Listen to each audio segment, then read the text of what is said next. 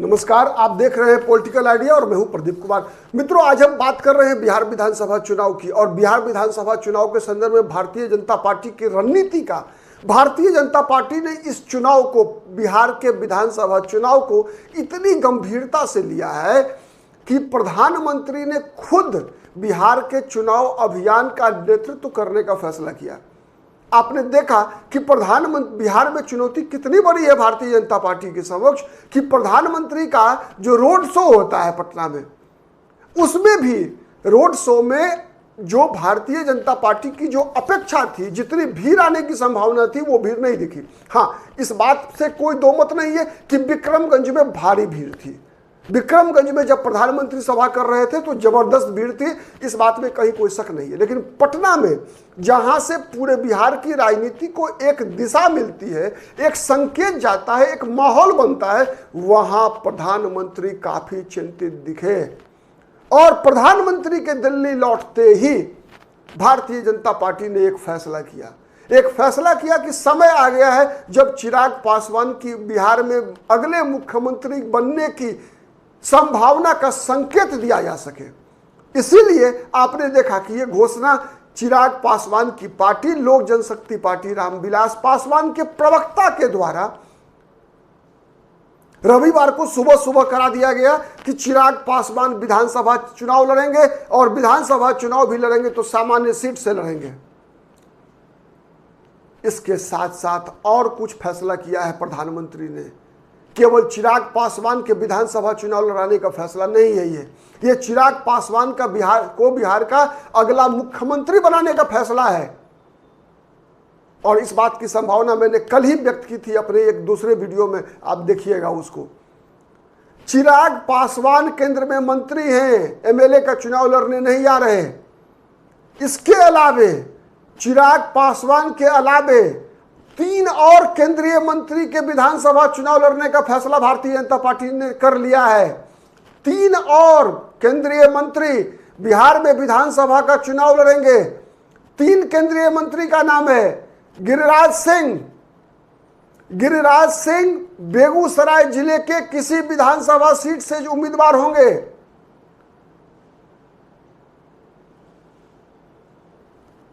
चिराग पासवान सामान्य सीट से उम्मीदवार होंगे।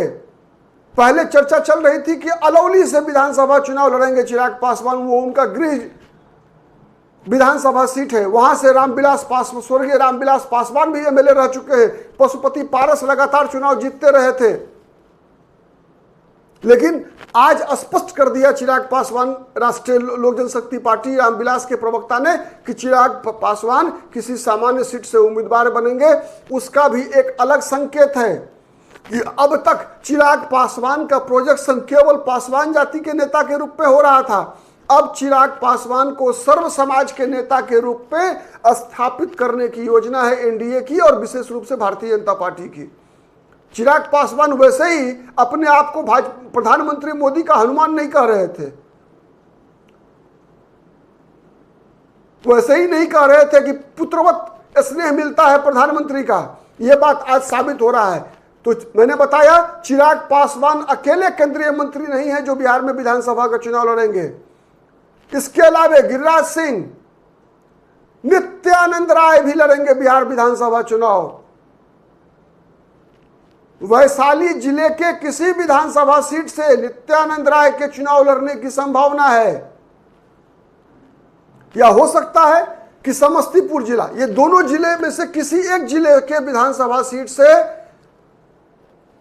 नित्यानंद राय अगला चुनाव लड़ेंगे।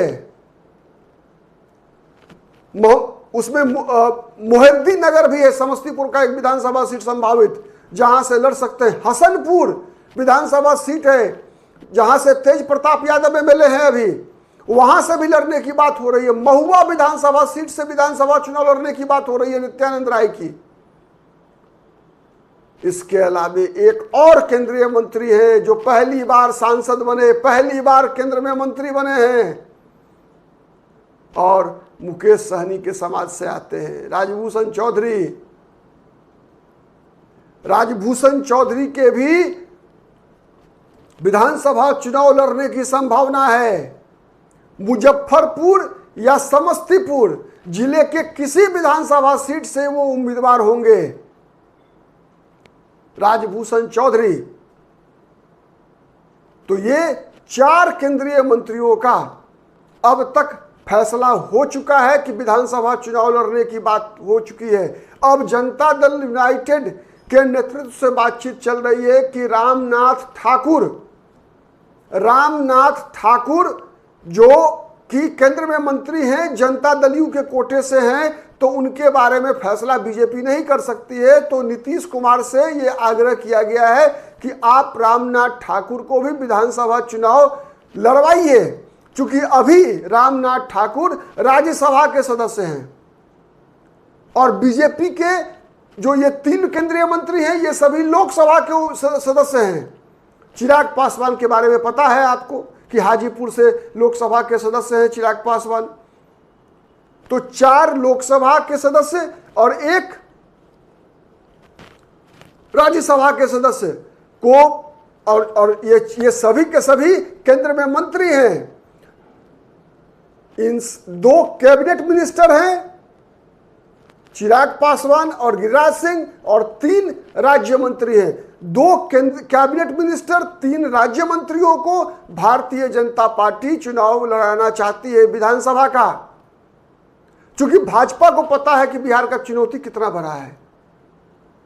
प्रधानमंत्री ने भी देख लिया। इसके अलावे भी और कारण है, इसके अलावे कारण है जो कि मैं पिछले वीडियो में बता चुका हूं आपको कि नीतीश कुमार का स्वास्थ्य खराब है। नीतीश कुमार की वो लोकप्रियता अब नहीं है जो लोकप्रियता नीतीश कुमार की 2020 से पहले हुआ करती थी।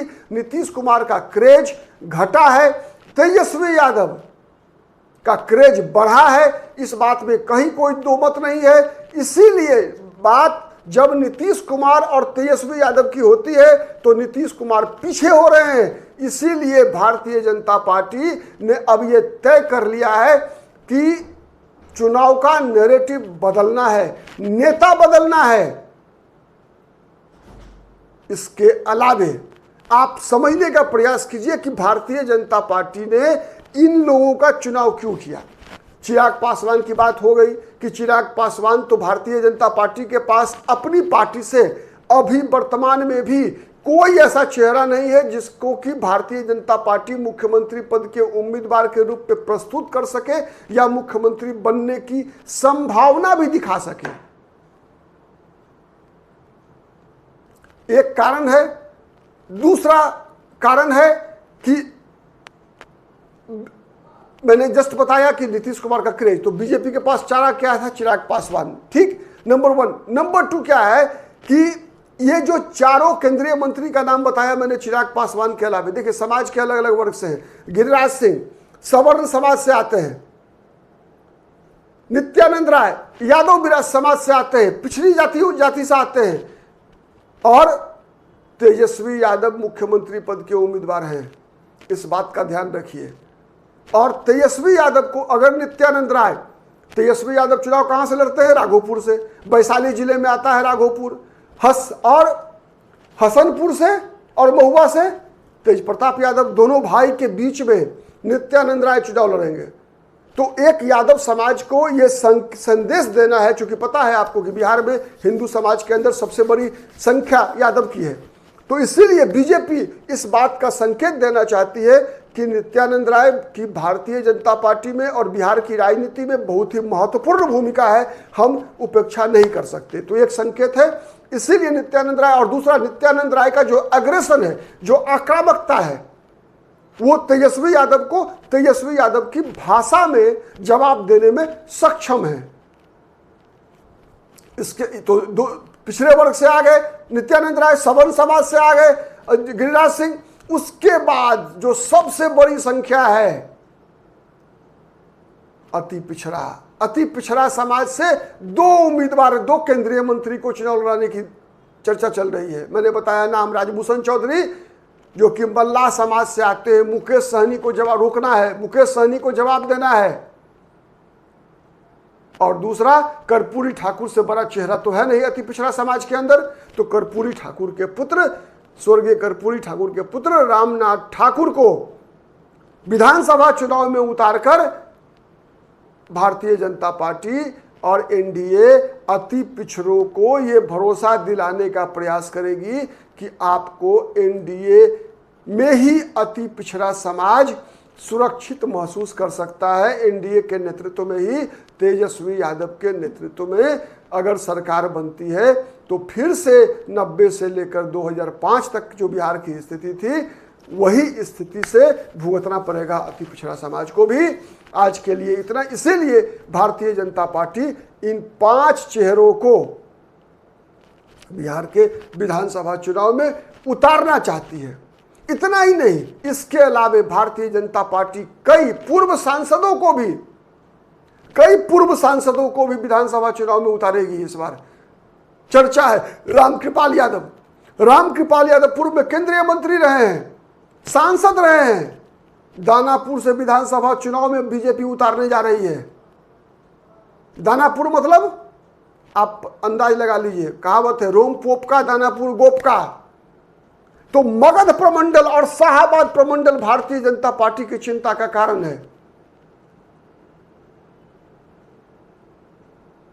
इसीलिए अगले वीडियो में खुलासा करूंगा कि कौन कौन सांसद और पूर्व सांसद, अभी तो केंद्रीय मंत्रियों की बात हमने की, सांसद और पूर्व सांसद भी विधानसभा चुनाव में भाजपा उतारेगी। इसका खुलासा अगले वीडियो में। तब तक के लिए इंतजार कीजिए। आज इस वीडियो में इतना ही। बहुत बहुत धन्यवाद। नमस्कार, जय हिंद, जय भारत।